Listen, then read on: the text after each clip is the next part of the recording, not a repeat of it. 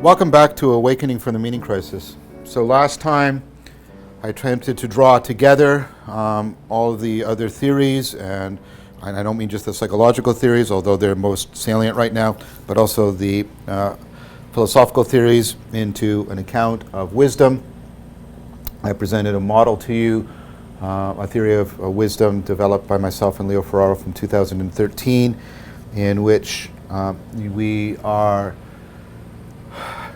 enhancing inferential processing through active open-mindedness, enhancing insightful processing through mindfulness. We're enhancing the capacity for internalization by internalizing the sage and cultivating sophrosin. Our salience landscape naturally organizes away from self-deception and tempts us towards the truth, or at least what's true, good, and perhaps beautiful. That's perhaps a better way of putting it. And that coordinates the propositional knowing associated with inference, the procedural knowing associated with insight, the perspectival knowing associated with internalization together.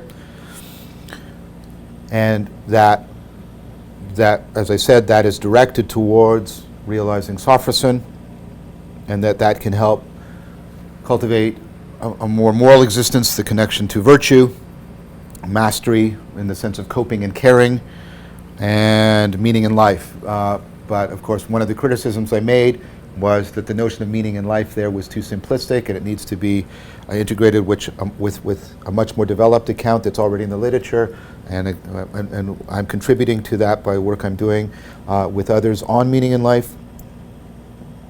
I pointed out that the Vervaeke and Ferraro model is missing participatory knowing. It's missing the relationship between, or at least I think it misaligns the relationship between the kinds of knowing. Understanding is missing, transformative experience is missing, aspiration is missing, gnosis is missing. So all of these things need to be deeply integrated together. I tried to give you an account of what I think. Sorry, that's too grandiose. I tried to suggest the beginnings of an account of how we turn basic understanding, which is to grasp the relevance of our knowledge, into profound understanding by integrating the account of understanding with the account of plausibility, so that profound understanding is the generation of plausibility by having convergence onto a contextually sensitive optimal grip that is transformatively transferable in a highly effective manner in problem finding, formulating and solving in many different domains. I also brought out the idea that in addition to inspiration, this is the term I'm giving for more sudden, insight-laden transformative experience, you can have what Callard calls aspiration. It's much more incremental. It still can't be solved in an inferential decision theoretic fashion.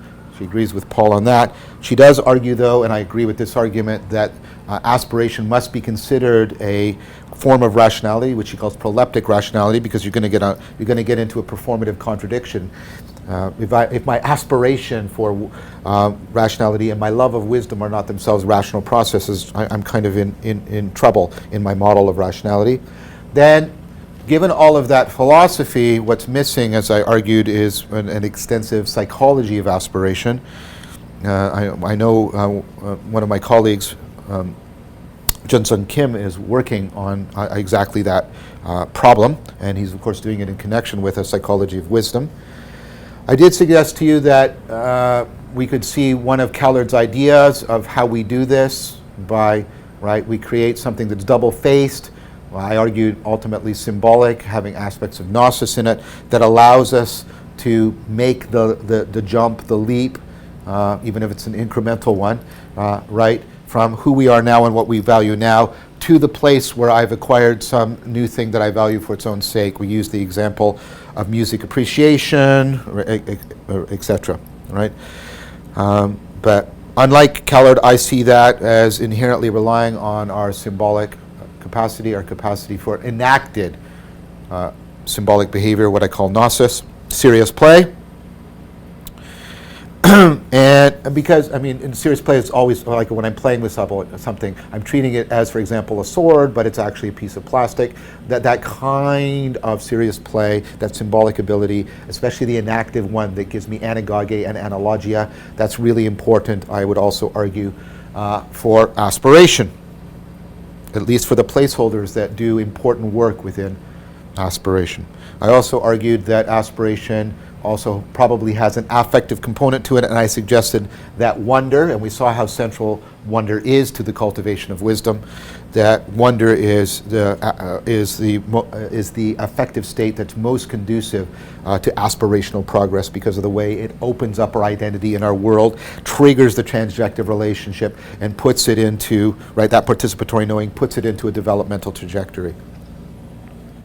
So all of that needs to be integrated together into an account of wisdom.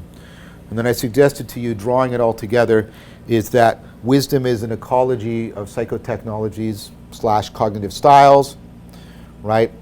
That dynamically, and that means reciprocal optimization, that dynamically enhances the relevance realization that's central to inference, to insight and intuition, to internalizing, especially internalizing the sage, to understanding and gnosis, and related to gnosis, to the relevance realization at work within transformative experience and aspiration. And then I already noted to you that enhancement, that way in which I'm talking about wisdom, that dynamic system, that ecology, is already overlapping, and as it should, right, as it should, it is overlapping with the account we gave of enlightenment, where a crucial element of enlightenment was to create a counteractive dynamical system that counteracts parasitic processing. And I'm showing you that I think of wisdom, I'm arguing that wisdom is a kind of dynamical system that is counteractive for overcoming self-deception, and therefore would be counteractive for overcoming parasitic processing and foolishness. This is a processing account. You can see, I think, given what I've just said, how it would ameliorate foolishness. We've already talked about how it might enhance flourishing by, and we did that in connection with Sternberg, how it's going to help you be better connected to yourself, to other people, and to the world. But I would argue that, especially where it's overlapping with enlightenment, that what wisdom is doing in order to enhance meaning in life is it's enhancing religio. So we've got wisdom here, right? And I'm sort of saying there's a significant overlap with enlightenment. And one of the things that wisdom is doing that's also really important, right, is it's enhancing religio. That's a way in which it can powerfully, and we saw already the connection, remember Ardelt, the connection to agape, right? It's enhancing religio, and I would say that the enhancement of religio is already, and remember the role of wonder, potentially even awe here, it's taking us into sacredness, the notion of sacredness that I already have argued and articulated for. And so, given this connection, right, so this is how it's enhancing meaning in life. And of course, this is also an enhancement. These are all connected, is what I'm saying. It's enhancing sacredness. I think it's plausible, therefore, to argue, not to conclude decisively, but to argue that I've explicated and explained the deep connections between wisdom, enlightenment, the enhancement of religio, and thereby the relationship to sacredness. I want to draw that all together, right, in this notion of the wise cultivation of enlightenment. The wise cultivation of enlightenment. What that carries with it, of course, the enhancement of religio, the encountering with the sacred, the enhancement of meaning in life, etc. The wise cultivation of enlightenment. I think if the wise cultivation of enlightenment is situated within two things, right? If it's situated within a worldview that affords worldview attunement, if it's situated within a worldview, and I've tried to do that by throughout consistently, I believe at least, making this account consistent with a scientific worldview by running it all off the machinery of relevance realization that can ultimately be given a naturalistic explanation. Right? So, and we've already argued how 4E cognitive science, third generation cognitive science, can give us this worldview. And notice how much the discussion of wisdom was invoking a lot of the theoretical machinery that we got from third generation 4E cognitive science. It was all through it. Okay, so that is situated into basically an enabling and encouraging worldview, and that it is also situated within some of the things I suggested, where we have a co-op network of communities of practice. Let me make it.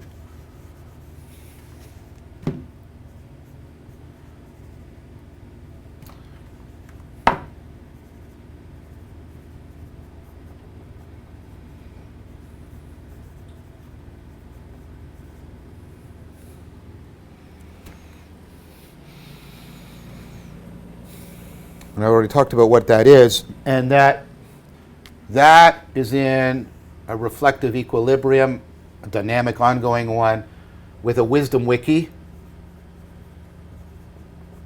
And this has both a top-down, like there's researchers, like the researchers in wisdom that I've talked about here, and then drawn from here, of course, is, right, we want to talk about the practitioners.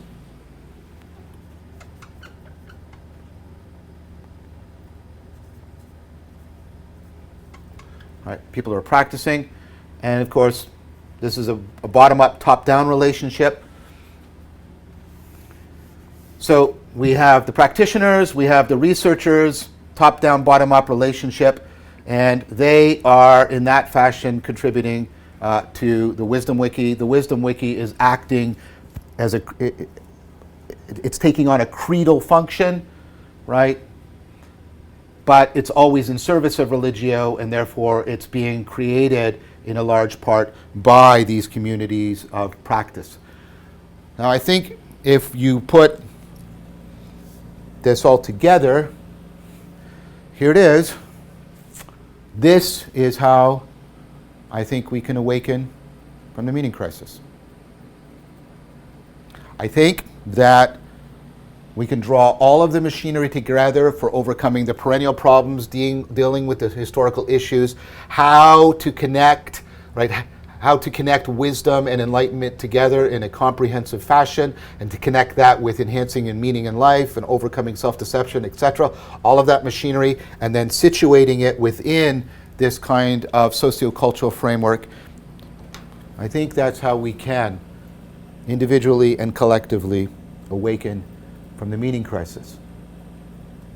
And I want to one more time, and that's what's part of this, emphasize that all of this has been explained and can be engineered from within a secular scientific worldview.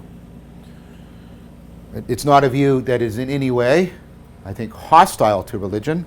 I am genuinely and sincerely respectful throughout, but it is a way that is not dependent on religion, nor is it dependent on a political ideology.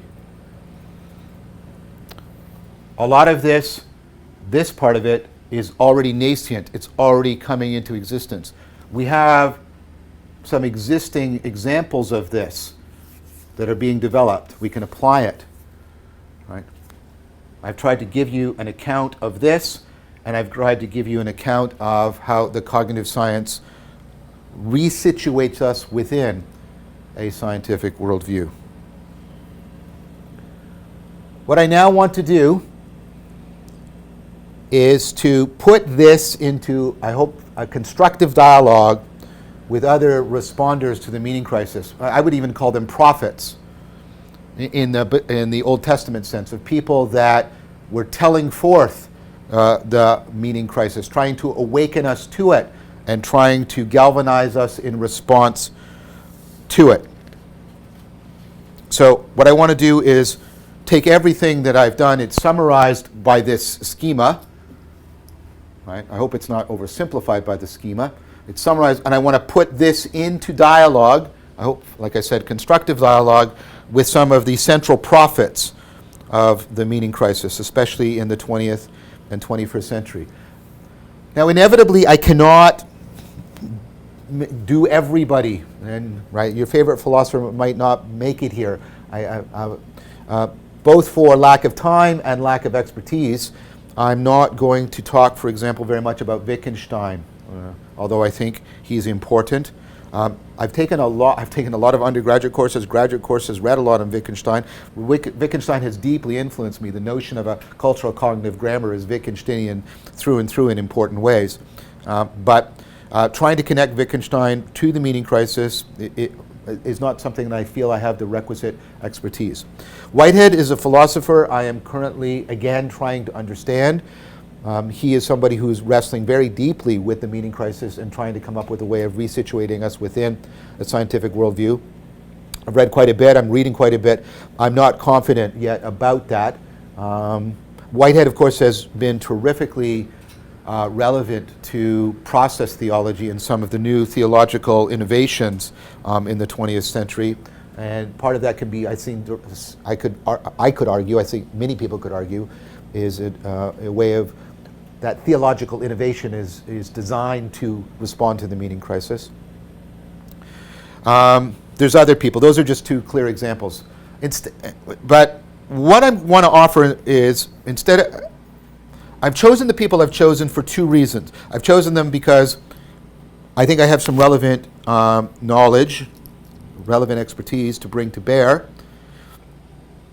And secondly, because they form a network. I don't need to present them sort of in a piecemeal fashion. They have relations of contrast, connection, causal influence with each other. So there's a network of people I want to talk about that are in a sense harbingers of the meaning crisis. But again, in that prophetic sense, they're trying to awaken us and arouse us to respond. So what I want to do is first of all put up what that network is going to look like to give you an overarching roadmap of where we're going. And then what I'm going to be doing throughout is presenting that material, and then, as I said, trying to put it into constructive dialogue with the argument I have made. My attempt is not to sort of say that they are all, my account is better, or they're all just saying what I was saying, but what I want to show is that the account I've made I can argue that it is deeply responsive and responsible to the work of these prophets of the meaning crisis. So the figure and he's a controversial figure, and I think it's fair to say my philosophical attitude towards him is one of ambivalence, but sort of a pivotal figure in this is Heidegger. So I want to take a look at Heidegger. Right now I'm not going into discussing these people. I want to draw out some important connections. We'll have to go behind Heidegger a little bit and talk about Husserl and phenomenology. That's important. Heidegger is, I would argue, also deeply influenced by sort of the Gnosis underground running through Germany, especially in the 20th century, and especially like between the wars. And that comes through at least explicitly, and you can see this in John Caputo's book on the mystical element in Heidegger's thought.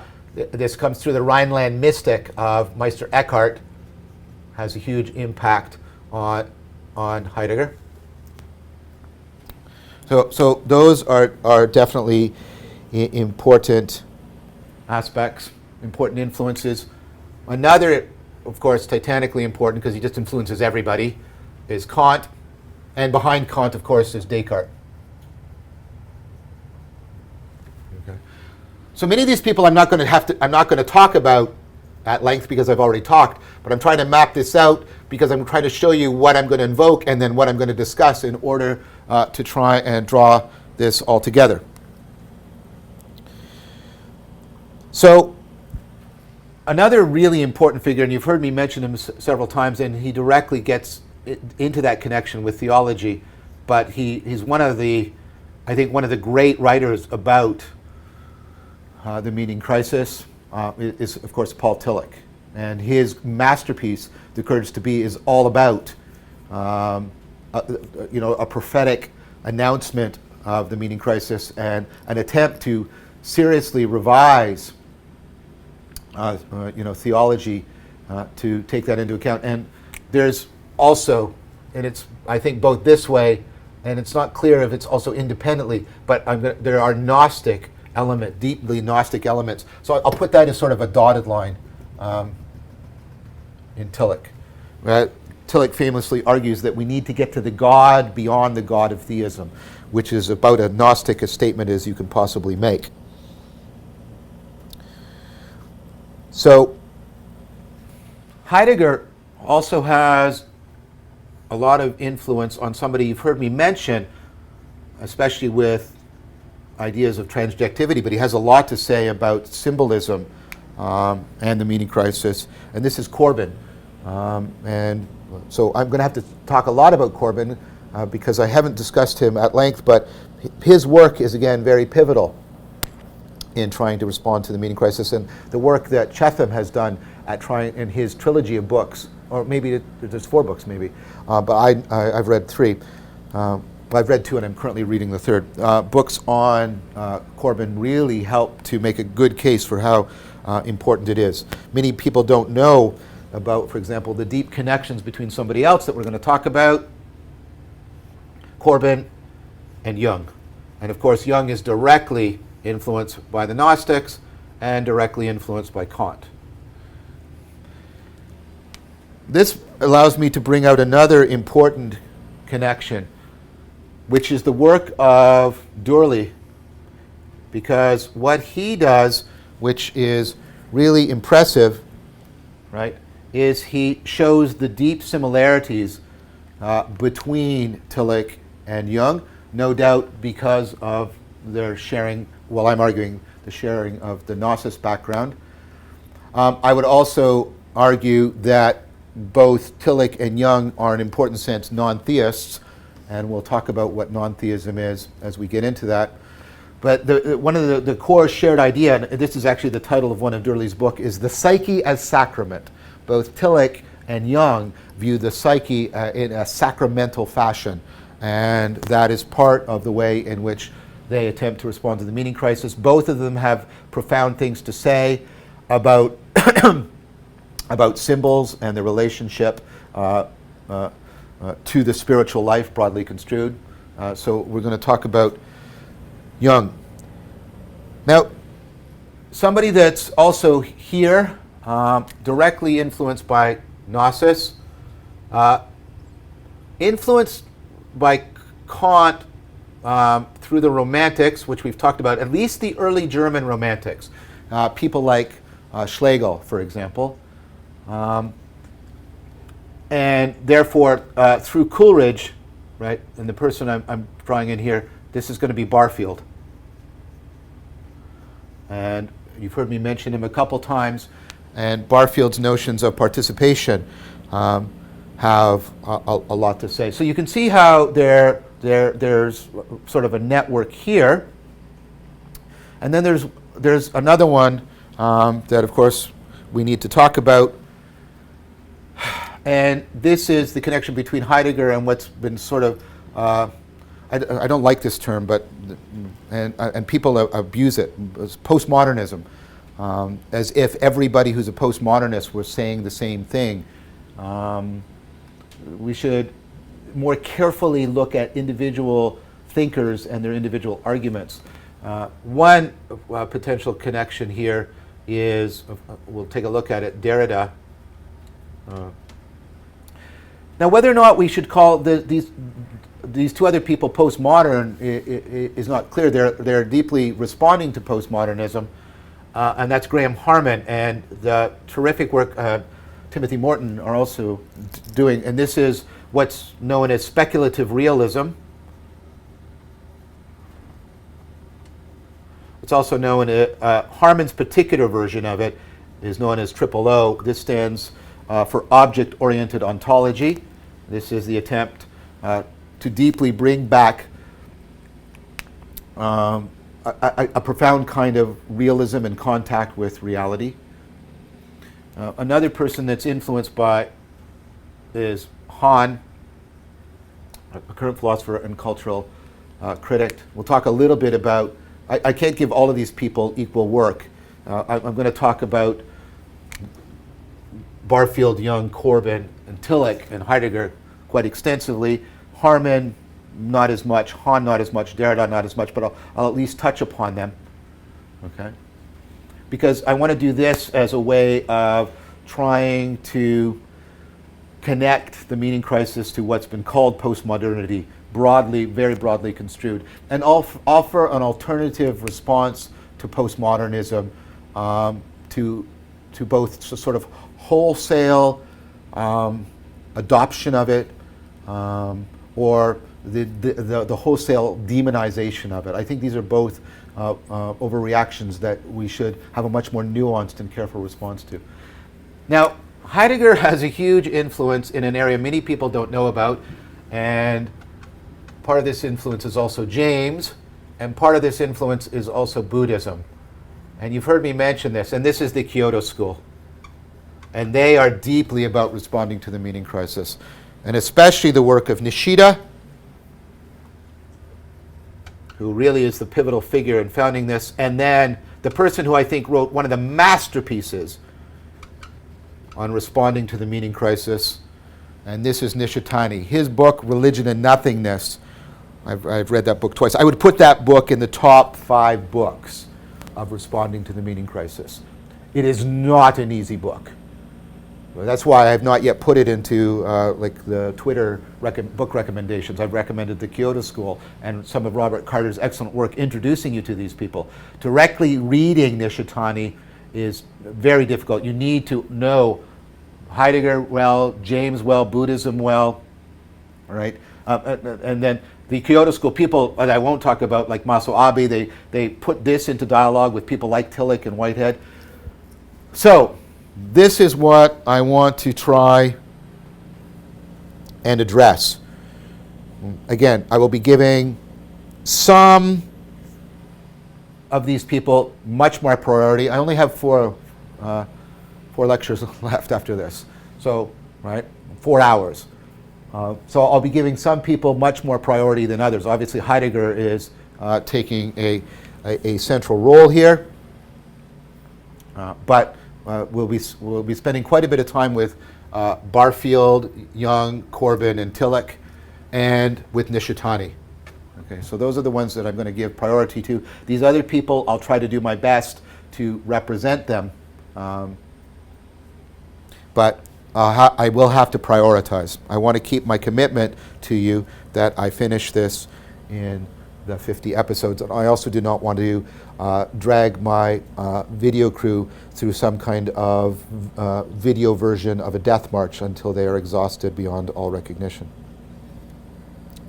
So, where to start on here? Well, I'm going to start at the center. So, this is very complicated, and this is not meant to be an explanatory schema. This is meant to be a roadmap to show you where I'm going, how are things connected. You can take this down, and like I said, then you can use this to retrace the connections as I try to explicate and explain them.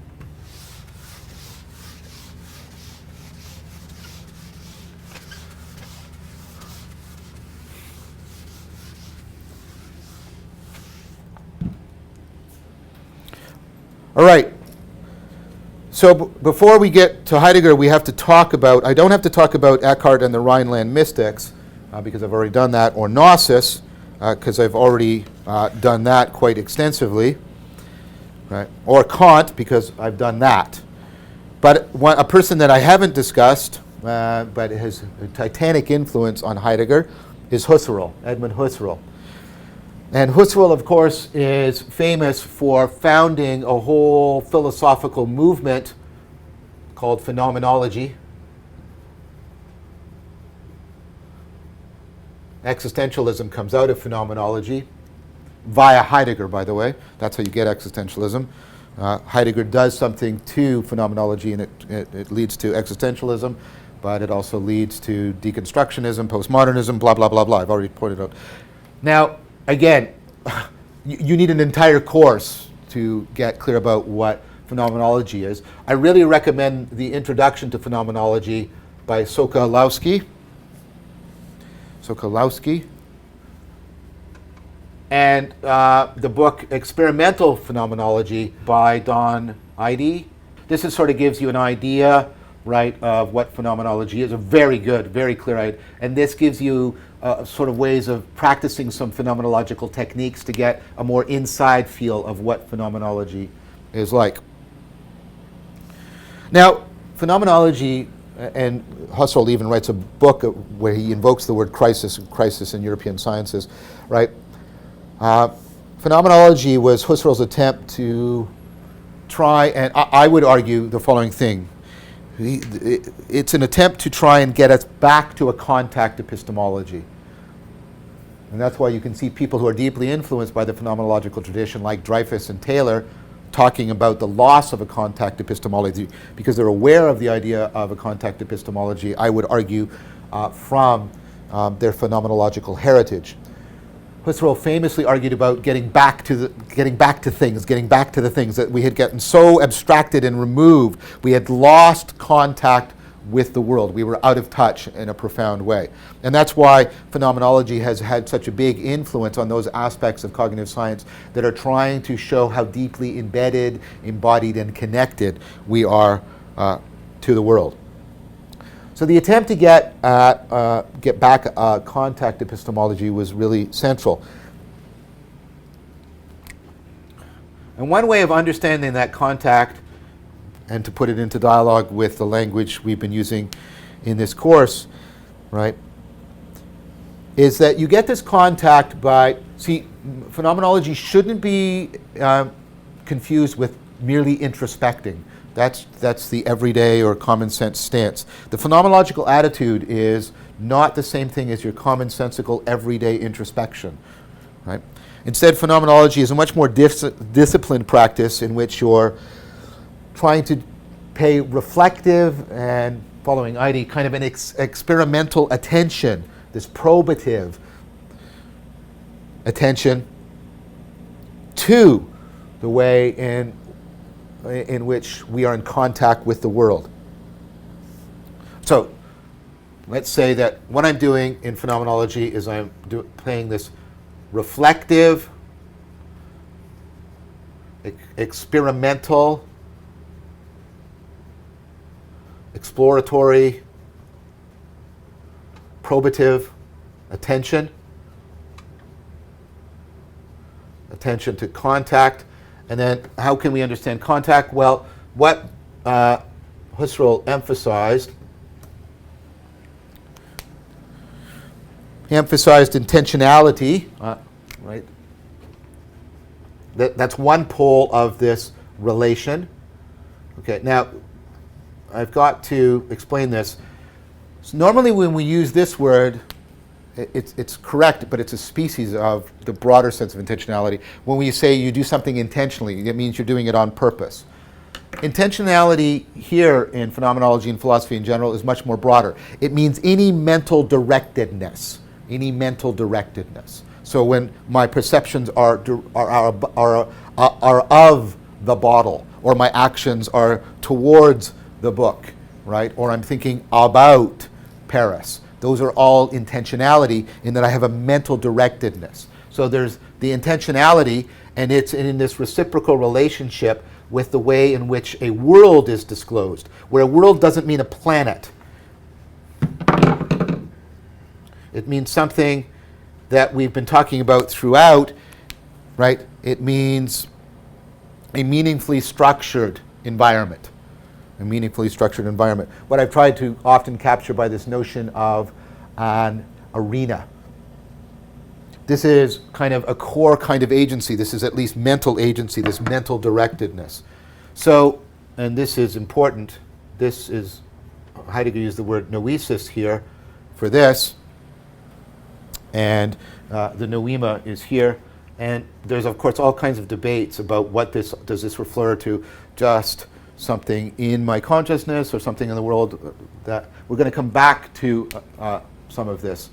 We're going to come back to it when, in order to get to Harman, and we are going to look at Sparrow's critique of phenomenology, because he's going to argue that the very goal of phenomenology, which was to get back into contact with reality, and therefore to be a kind of realism, is thwarted by this setup.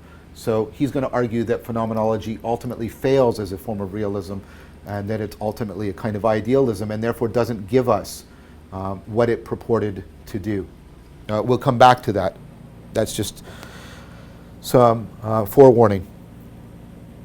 What I would argue, using this, is what phenomenology, using what I mean by this is the language and some of the conceptual vocabulary and theoretical grammar we've developed together.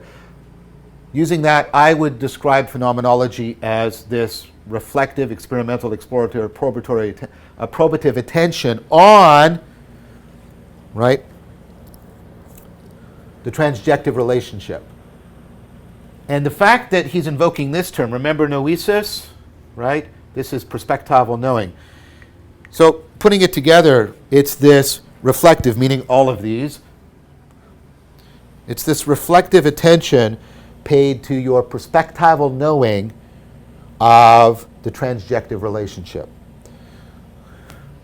And in that sense, it's deeply consonant with, and that's no coincidence, this has had a huge influence on me and my thinking. And many of the people in third generation cog-sci, 4E cognitive science, have been deeply influenced by this, because they're trying to understand meaning in this transjective way, making sense. Now, as I said, we're going to come back to criticize that, but right now, in order to make the bridge to Harman, but what I want to do now, and to speculative realism, what I want to do now is, what did Heidegger do with this? What did Heidegger do with this?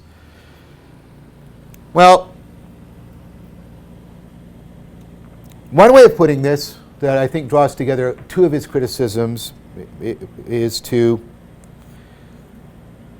well, no, maybe a better way. Let's do the two criticisms and then draw them together. One of Heidegger's main criticism is that Husserl's work, and that this is going to be developed by Sparrow and the speculative realists, is that Husserl's work had not really given us contact. Now, one way I would put it is because it had not really developed an account of participatory knowing. It had not really developed an account of how the agent and the arena were fundamentally related together so that this perspectival relationship could unfold. Now, I don't think that's the case for all of phenomenology. I would make the case that Merleau-Ponty's, and we talked about this, Merleau-Ponty's ideas about embodiment and embeddedness are trying to get at the connection between the perspectival knowing of Husserlian phenomenology and the participatory knowing. Nevertheless, what Heidegger was innovating, and this is how he was bringing in an existential aspect, he was trying to point out that the modal relationship between the agent and the arena, using our terms, was not properly accounted for within the Husserlian framework. So participatory knowing was deeply missing, and that's sort of our fundamental way in which we're connected, in contact with being.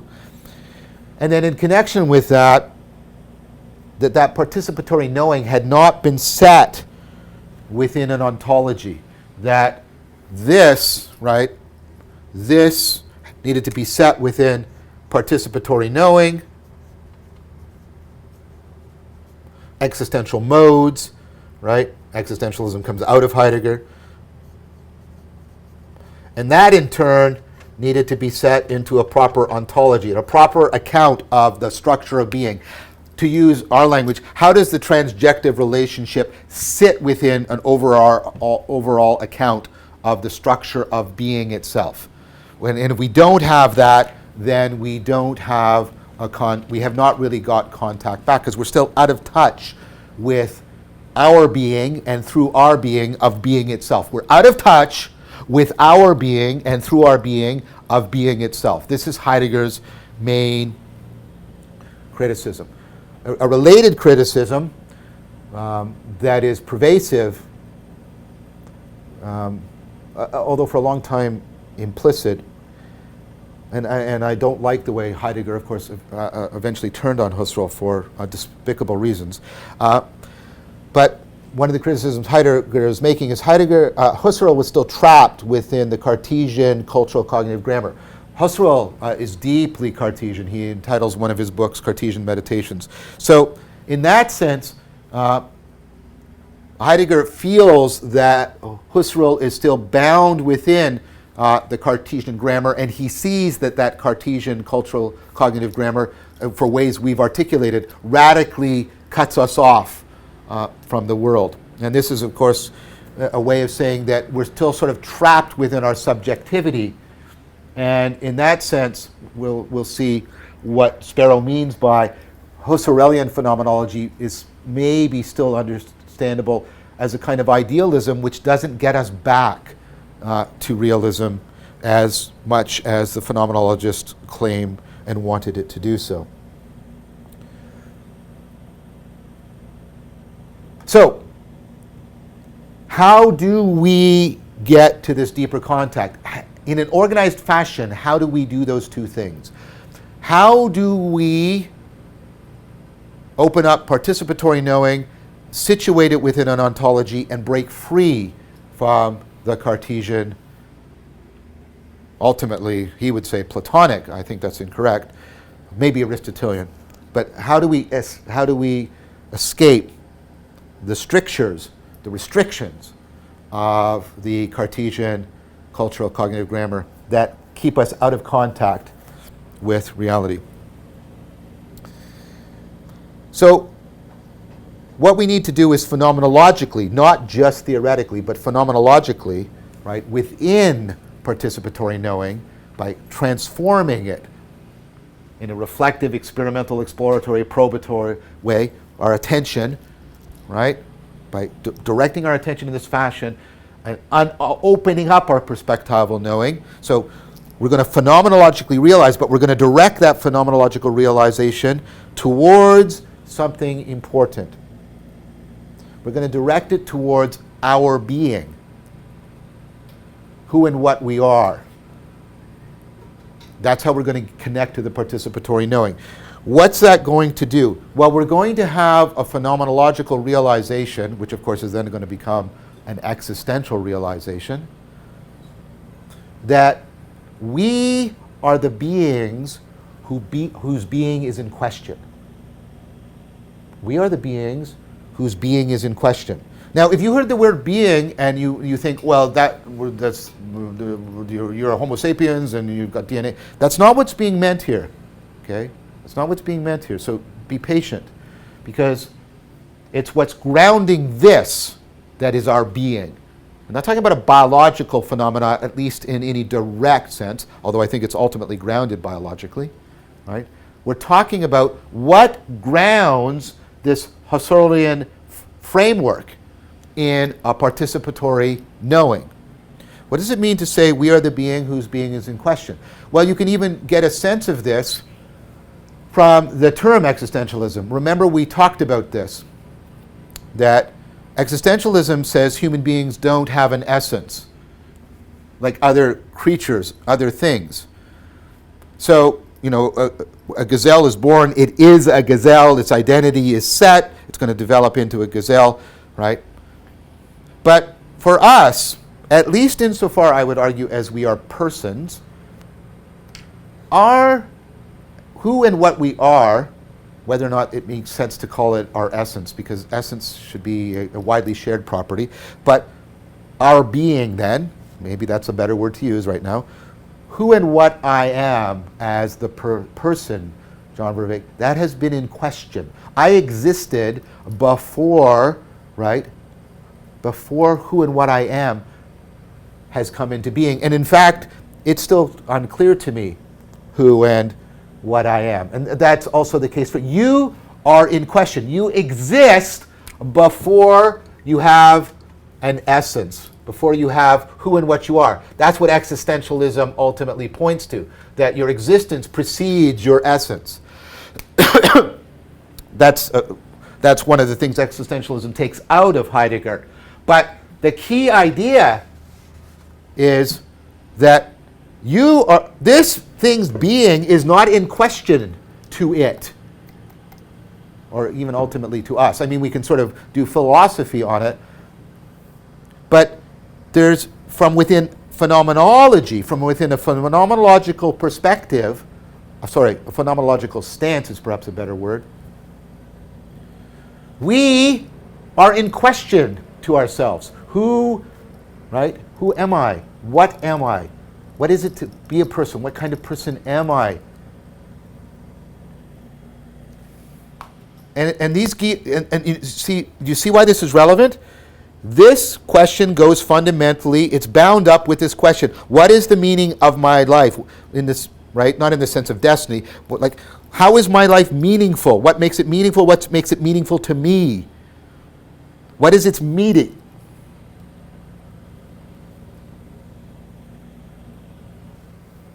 Now notice, and we've already talked about Heidegger's connection to this. Heidegger is trying to get you into something like an aporia, and he's trying to get you to remember the being mode. The mode in which you're not trying to manipulate even yourself and solve problems. You're stepping back and confronting mystery, because you're engaged not with controlling things and satisfying your having needs. You're engaged in a process of development, of becoming. And so you're confronting mystery because you're going through transformative experience. You are the being whose being is in question, and he's trying to wake you up, not theoretically, phenomenologically. He's wanting to get you to phenomenologically realize that you are the being whose being is in question. That's what we all are. So instead of referring to us as persons or human beings or things like that, he crafts this new word. Heidegger is famous for neologisms. And part of what he's trying to do with the neologisms is break us out of the familiar terms and thereby break us out of the Cartesian grammar. He comes up with this word Dasein, which means being there. It has to do with, I exist, being there. I'm sort of thrown into the world, thrown into existence, and my being is in question. That's Dasein, being there. So what's interesting is my participatory knowing, right, the way in which I try to connect to how I'm situated in being, has an aporetic element to it, aporia, right, in which I realize that central to me, according to Heidegger, is that my being is in question.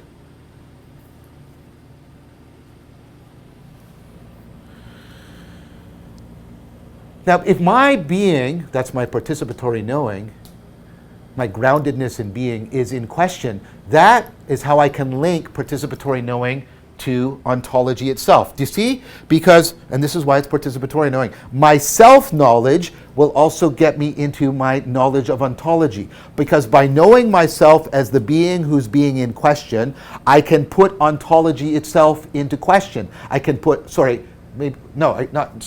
I can frame an ontological question of putting being itself into question. I know myself as a being whose being is in question, and knowing myself that way is also to put being into question, right? And so I've got this deep participation in the co-determining mysteries of who I am and what being is. So, By phenomenologically exploring that being, the being of Dasein, we can simultaneously come into contact with our modal existence. We can remember the being mode. We can be open up to the wonder of our own being, that we are ultimately self-defining, at least in some important aspect, we're ultimately self-defining, self-making things. But of course we don't do that egotistically or egocentrically because we're bound to the world for reasons I've already given you multiple times. So by phenomenologically exploring the being of Dasein, we can simultaneously come into contact with our own modal existence and the mystery of being itself. So this is starting to take us right into the core of how Heidegger is trying to deepen what he thinks was missing, ultimately the contact with ourselves, right? But not with our autobiographical ego, but with our being, the contact, our participatory knowing of ourselves, the connectedness to being. And he's found this, that's why he's Heidegger, this brilliant insight that because we are the being whose being is in question, we can deepen the contact by phenomenologically exploring this. So that's really central to what Heidegger is trying to do. Reading Heidegger is very hard because it's filled with all this neologisms, it's filled with all of this constant, right, qualifying, this constant self-criticism, which of course is good, this constant refinement, but also this constant acknowledgement statement that it's not quite getting it, we're not getting the answer. So it's like going on a walk through a really gnarled forest with somebody. This is a metaphor that Heidegger himself would use. And you get a sense of progress, but it's not clear if you're actually making progress. You come into clearings and you get openings and insight, but then there's also, but yet we haven't arrived, and so you go on again, and so there's this long process. So what I want to do instead with you is, instead of trying to do something audacious and try to summarize, I want to try and go in and get some, I'm going to do some exposition with you. I want to read some key quotes from Heidegger, and what I then want to do is try and unpack them, following this idea of how he's trying to deepen contact, trying to put into dialogue with the very tremendous help of Dreyfus, with the machinery, the theoretical machinery we have developed, and that will also afford me a critical response to Heidegger. I'm not going to start those quotes now because we're almost out of time. What I want to do is just foreshadow what Heidegger is going to argue. Heidegger is going to argue that the history of metaphysics, that whole philosophical history coming out of the axial revolution, is actually the history of nihilism. This is why he is a prophet of the meaning crisis. That whole historical development, that framework, that cultural cognitive grammar, right, that we've inherited from the axial revolution, that whole metaphysical framework has developed inexorably towards nihilism. It has driven us into the meaning crisis. And of course, that's already deeply resonant with the historical analysis that we've pursued in the first half of this course. So if we can understand that cultural cognitive grammar of metaphysics, that's a pejorative term for Heidegger, we can link it to this project of the phenomenological investigation of Dasein and break free from that grammar and deeply reestablish, and this is not just theoretically, this is phenomenologically, existentially, our contact with being. And that deep participatory knowing and remembering of being and the realization of being and how it's not a being, not a particular being, and our status with respect to being, that's the response Heidegger is recommending to the meaning crisis. And next time what I would like to do with you is explore what his thinking is by going through the quotes, unpack it more, link it to the argument that the history of metaphysics is the history of nihilism, see what we can glean in a cooperative dialogue between this course and Heidegger about responding to the meaning crisis, and draw what important or at least relevant conclusions we can from that. Thank you very much for your time and attention.